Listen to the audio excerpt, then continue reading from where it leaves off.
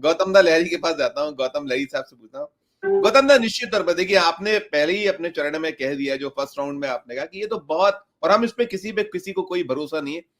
पहले हम जरूर कहते थे कि एक, जैसे हांडी में चावल पकता है तो एक दाने को दबा के देखिए तो चीजें क्लियर होती कि हाँ पका या नहीं पका या क्या स्थिति है। गौतम दा, हाँ, शायद कुछ दिक्कत है गौतम दा की। गौतम दा सुन पा रहे हैं हाँ आप? सुन पा रहे हैं? मुझे सुन पा रहे हैं? हाँ, अभी क्लियर क्लियर। वो बिल्कुल आपको बिल्कुल म्यूट बिल्कुल को अनम्यूट है, करना था। है। नहीं, अभी तक जो जी। अपने पोस्टल बैलेट का अगर इसको सही मान के चलते हैं, कुछ एक इंटरेस्टिंग आप एनालिसिस देख सकते हैं कि जिसमें जन स्वराज पार्टी का भी एक सीट से आगे है। कौन सी सीट से आगे वो बताया अभी अभिषेक जी ने शायद। लेकिन अन्ना दल जो 6 पे आगे है, वो 6 पे ही आगे है, वो चेंज नहीं हुआ है फिगर। ये अन्ना दल जो है, अन्ना दल में कौन है पता नहीं, जो निर्दलीय ही होगा शायद।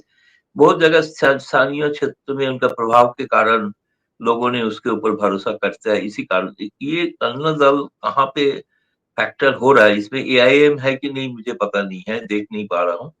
बट अभी तक जो उलझन है, उलझन में तो निश्चित तौर पे जो स्थिति था, ग्राउंड रियलिटी, मतलब इतना भी व्यवस्था करने के बावजूद, अगर ये सही होता है, इतना व्यवस्था के बावजूद भी जो 84 पोस्टल बैलेट में 84 सीट में जो आगे चल रहा है इंडिया गठबंधन, तो इसमें से एक और ब्रेकअप मिलने से और भी अच्छा होता कि इसमें कौन सा पार्टी, कांग्रेस या वाम दल या आरजेडी, कौन, निश्चित तौर पर आरजेडी सबसे आगे होगा निश्चित माना जाए। बड़ा। तो अभी तक तो अगर ये ट्रेंड रहता है और भी 1 घंटा, तो मुझे लग रहा है कि वो हिमाचल का तरह एक रिजल्ट की तरफ जा रहा है, जिसमें कांग्रेस बहुत मार्जिनली आगे जीता था। क्योंकि वहां पे भी इतना व्यवस्था किया था बीजेपी, जो फाइनली हुआ नहीं। जनता का रोष इतना था बीजेपी सरकार के ऊपर, जनता बढ़ चढ़ के वोट दिया, जिसके कारण वो व्यवस्था भी गड़बड़ हो गया।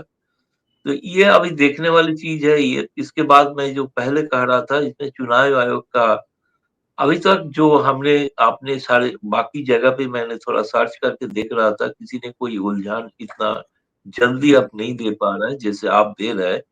चुनाव आयोग का वेबसाइट में अभी भी कुछ आया नहीं है, अभी भी उसको शून्य शून्य शून्य चल रहा है, वो अभी तक कुछ दिया नहीं है।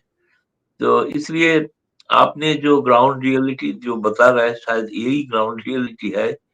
आशा करते हैं कि इसको, यही जनता का असली राय है जो स्वाभाविक होगा।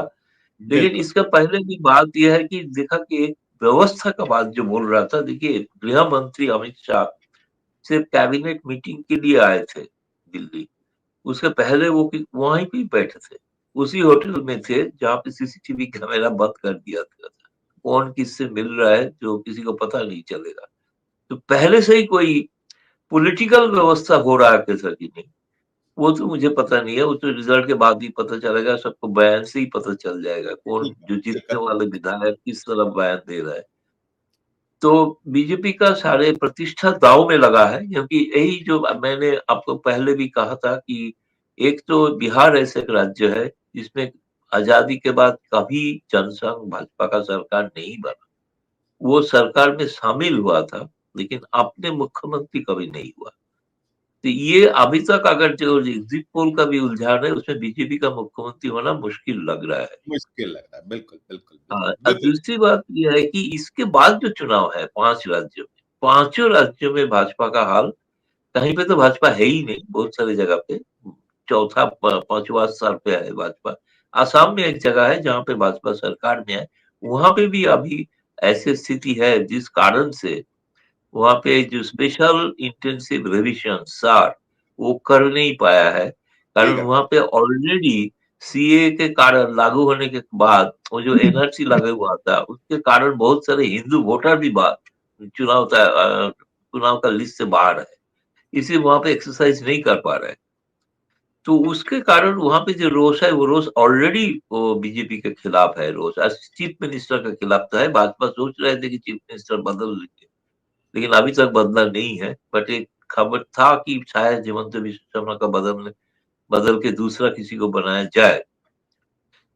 तो ये जगह है, बिहार अगर हारते है भाजपा, निश्चित तौर पे जो अभी एक पत्रकार बंधु ने एनालिस्ट ने बताया कि इसका राजनीतिक स्तर में, राष्ट्रीय स्तर में इसका प्रभाव पड़ेगा, बिल्कुल निश्चित बिल्कुल। तौर पर प्रभाव पड़ेगा।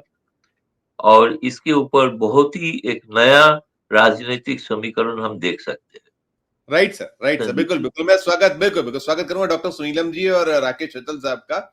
और राकेश जी के पास पहले जाना चाहूंगा। राकेश सर, अभी तक देखिए अभी बहुत आरंभ है ये, अभी तो बैलेट, और ये सूचना मेरे पास आ गई कि शुरुआत हो गई है ईवीएम मशीनों को खोलने, और उसको शुरुआत कुछ दिन में ईवीएम के रुझान भी आने की संभावनाएं जतलाई जा रही है। आने लगेंगे, आना ही है वो 8:30, लेकिन अब शुरुआत उसको मिलान और सब करने की हो गई है। लेकिन ये जो है हम लोग अब नहीं मानते। हम लोग राकेश जी यही बात कर रहे थे सभी ने, जो हमारे पैनलिस्ट हैं, कि डाक मतपत्रों के रुझान से पहले कभी हम लोग किसी दौर में एक झलक मिलती थी कि ये करवट क्या हो सकती है, लेकिन बहुत चीजें बदली हैं किस तरीके से। अब तो डाक मतपत्रों के साथ भी खिलवाड़ हुआ, ये भी बहुत देश ने देखा। और फिर जो भी बात की गौतम लहरी साहब ने, व्यवस्था, हरियाणा की व्यवस्था का जिक्र राहुल गांधी कर चुके, और कैसे वहां क्या क्या हुआ था, सारे संदर्भ सामने हैं देश के। इन सब के बीच और हमने जो देख रहे हैं बीते 2, ढाई, 3 दिन से, जो ज्यादा फोकस है कि बेईमानियां नहीं होने देंगे। पहले जैसा नहीं होगा कि काउंटिंग रुकी है, रात तक रोक रखी है, आप अपना कर रहे हो। और पिछली बार तो था ही था कि कैसे मार्जिनल तेजस्वी के दल को या किस तरीके से सारा कुछ हुआ था खेल। अब बहुत सशक्त है मामला। इन सब संदर्भ के बीच में ये शुरुआत है जो हम अब तक का है। आएगा, हम कह रहे हैं 11, 11:30 के आसपास से बहुत चीजें मिलेंगी, लेकिन इनिशियल जो है सारा कुछ, इसमें पहली शुरुआत आपकी ओर से राकेश। धन्यवाद संजीव जी। देखिए, बुंदेलखंड से आता हूं तो बुंदेलखंड के लोग जिस ढंग से इस चुनाव को ले रहे हैं वो उनके चलन में है कि आज किसकी ठटरी बदनी वाली है बिहार, ये सबकी नजर उसमें है। और अभी जो आपने कहा कि आरंभ, मैं इसको शुभारंभ मानता हूं। देखिए, पोस्टल बैलेट भरने भले ही कितनी भी गड़बड़ी आप कर लें, लेकिन जो अभी खुले हैं पोस्टल बैलेट, वो संकेत दे रहे हैं कि खिचड़ी किस तरह की पकने वाली है। तो मुझे लगता है कि इस बार जो वोट के अधिकार को लेकर के बिहार का जो युवक है, बिहार की जो नई पीढ़ी है, जितनी सजग थी, उसकी वजह से 400 तो इस बार चुनाव आयोग की और सत्तारूढ़ गठबंधन की चलने वाली है नहीं। तो ऐसे में अगर यही ट्रेंड चलता है तो आप मानकर चलिए कि ये आरंभ शुभारंभ से आगे जाएगा। और जनता की जो उम्मीदें हैं सत्ता परिवर्तन की, प्रदेश में 20 साल लंबा बहुत समय होता है। मध्य प्रदेश में भी आपने देखा कि 15 साल में सत्ता बदल गई थी 2019 में। तो इस बार संकेत शुभ संकेत हैं। और ये शुभ संकेत इसलिए ज्यादा है कि जैसा कि अभी लहरी साहब भी कह रहे थे कि इस प्रदेश के राजनीतिक जो भविष्य बनने वाला है, जो परिणाम आने वाले हैं, उससे देश की राजनीति पर असर पड़ेगा, आने वाले 5 राज्यों की राजनीति पर असर पड़ेगा। और हो सकता है एक आध बैसाखी हट जाए, केंद्र सरकार की तो ये भी लड़खड़ा जाए, कुछ भी हो सकता है। इसलिए हमें बड़े गौर से और बड़े सब्र के साथ आने वाले कुछ घंटों का इंतजार करके, फिर मैं वही कहूंगा कि बुंदेली देख रहे हैं कि किसकी ठठरी बजने वाली है। किसकी ठट्टी बदना है। बिल्कुल